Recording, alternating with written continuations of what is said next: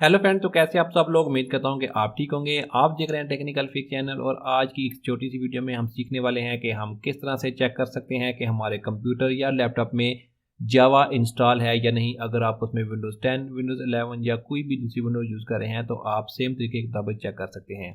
आपने यहाँ पर सबसे पहले कमांड प्रॉम्प्ट को ओपन करना है। ओपन करने के बाद जैसे ही आपके सामने ये ओपन हो जाएगा, आपने यहाँ पर टाइप करना है जावा सी स्पेस वर्जन। जैसे कि मैं यहाँ पर टाइप करता हूँ जावा सी स्पेस वर्जन। जैसे यहाँ पर टाइप करेंगे वर्जन, तो इसके बाद आपने यहाँ से इंटर करना है। इंटर करने के बाद यहाँ पर आप देख सकते हैं javac is not recognize as an internal और एक्सटर्नल कमांड।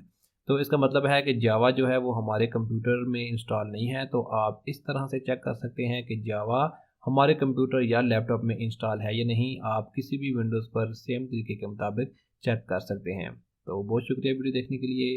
मज़ीद वीडियोज़ के लिए मेरे चैनल को ज़रूर सब्सक्राइब करें। Thank you.